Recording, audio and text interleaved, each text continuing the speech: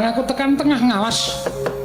Aku nyawang ana ing tengah ngalas ana wujuding reca. Mongko bareng tak sawang ora pangling iki wujuding Bapa Janaka wae lah dalah.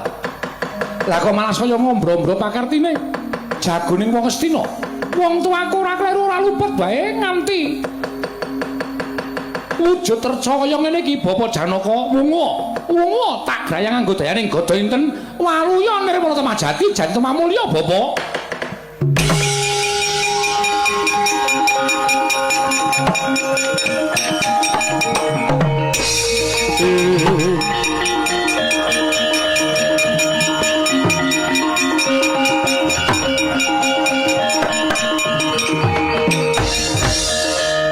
Wisanggeni Bapa Janaka piye? Aku ngaturke panuwun dene anakku lanang sing wis bisa maluyakake wong tuamu. Bapa Janaka aja melu-melu iki perkaraku.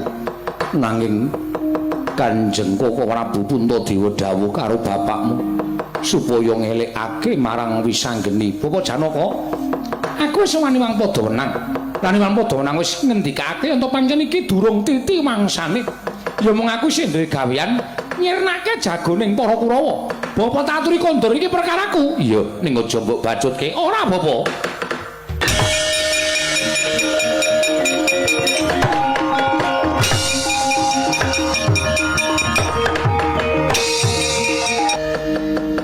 Siwa Mandura mak cilik Setyaki. Siwa Mayangkara. Lan kabeh kadang-kadang kuwi padha dadi reca wis bali kaya wingi-wingi.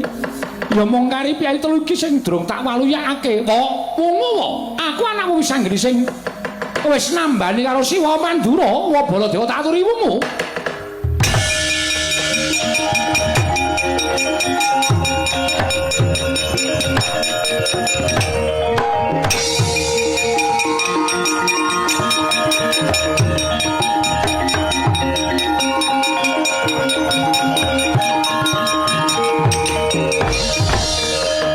Dewa Narapati Dewa Naris Swara Kresna langkung tresnanira kowe adal Wisanggeni.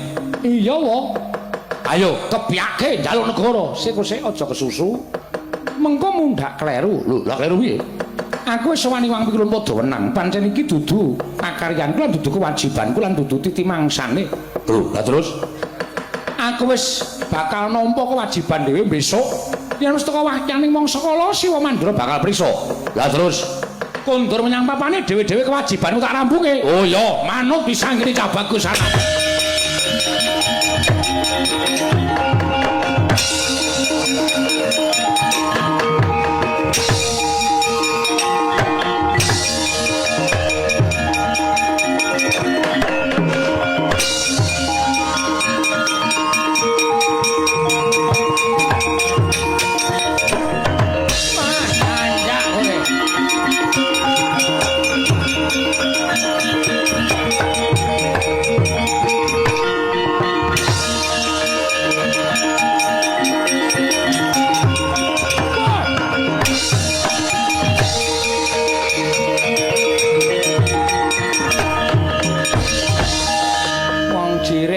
Wedi mati durung babak kulitmu durung putung balmu wis mundur saka ing pabaratan.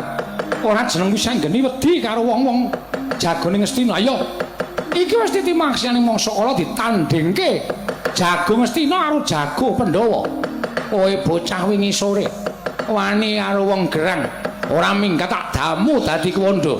Kena dayaning gada inten ora lebur sumir tanpa dadi aja diundang Wisanggeni keparat.